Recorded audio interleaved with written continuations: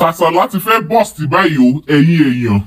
Wọ́n ní Ọọ̀ni of Ife scam ọmọbìnrin kan tó ń gbé US ní owó tó tó $180,000. Is this true? Can this be true? Ṣé òótọ́ ni? Àbí kí ló ń ṣẹlẹ̀ gangan? Because in fact ọ̀rọ̀ yìí ó ti wú àwọn àṣírí kan tó lágbára, àwọn àṣírí tó yanilẹ́nu tó wà so unbelievable jáde nípa Ọọ̀ni of Ife Ọba Adéyẹyè Ògúnwùsì. Kí làwọn àṣírí yẹn? Wàhálà rẹpẹtẹ rèé o. Gòbé gidi leléyìí o ẹ̀yin èèyàn, gòbé gidi Kàsálà gidi ló fẹ́ bọ́ọ̀sì yìí lórí Ọọ̀ni of Ife Ọba Adéyẹyè Ògúnwùsì o.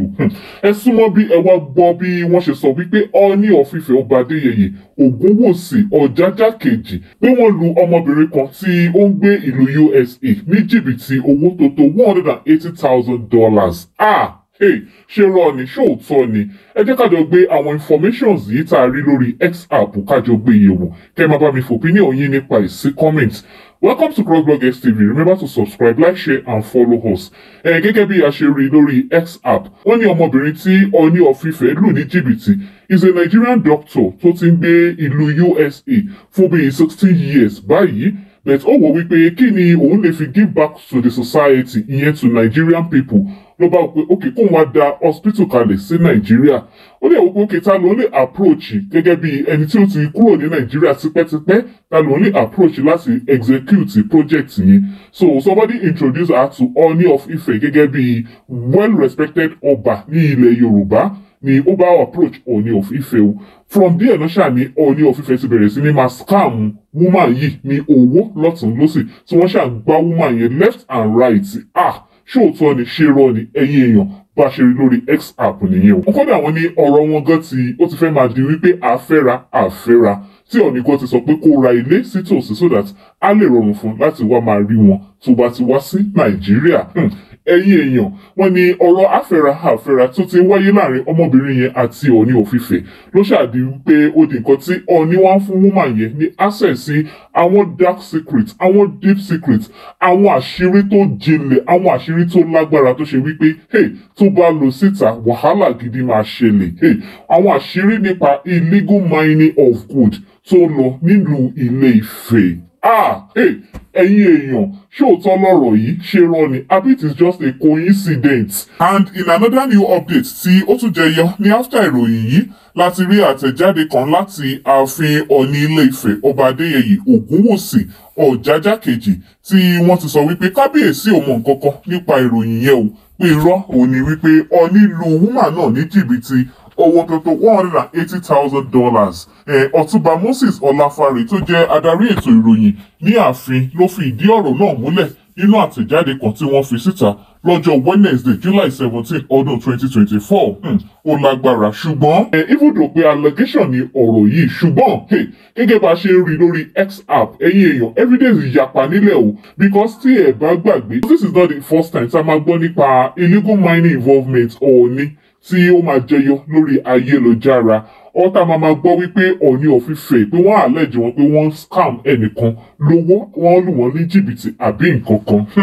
Ọ̀rọ̀ yìí ò kì í ṣe láti tàbùkù orí adé o, bàbá wa Ọọ̀ni of Ife kádé ó pẹ́ lórí kí bàtà ó pẹ́ lẹ́sẹ̀ ò kí rùkẹ̀rẹ̀ kó di ọ̀kẹ́ni. Ṣùgbọ́n àwọn evidence tó yapa nílẹ̀ tí wọ́n fi síta lórí X app yìí ó jẹ́ kí ọ̀rọ̀ náà kó máa kọ ọ̀pọ̀ lóminú o, pé kí ló ń ṣẹlẹ̀ gangan. Ṣáwọn kan ló ń try láti bà Ọọ̀ni of Ife lórúkọ jẹ́ ni àbí báwo? Because lára evidence tí wọ́n fi sórí X app ìyẹn formerly Twitter app ni a ti rí picture Ọọ̀ni of Ife ìyẹn Ọba Adéyẹyè Ògúnwùsì níbi tí wọ́n jókòó sí nínú sitting room wọn tí wọ́n ti ń wo television. Tàdé rí àwọn gold bars kan ní abẹ́ table tó wà níwájú wọn. Bẹ́ẹ̀ la tún rí another picture receipt ti owó tí arábìnrin náà claim wípé òun san fún wọn láti bá òun ra ilé sí Nàìjíríà. This is very serious o ẹ̀yin èèyàn. Bẹ́ẹ̀ la tún rí chaati Ọọ̀ni of Ife pẹ̀lú arábìnrin náà tí nígbà tí àwọn méjèèjì kọ́kọ́ jọ bẹ̀rẹ̀ conversation ọ̀rọ̀ project tó ní òun fẹ́ execute ní Nàìjíríà.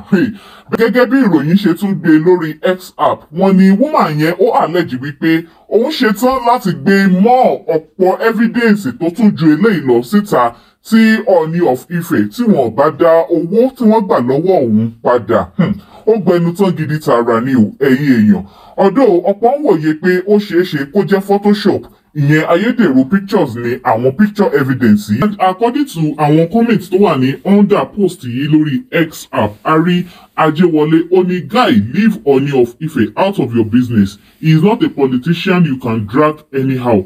Let the victim take him to court with his evidence. At least Oba of Benin is in court for whatever reasons. At least respect his royal position.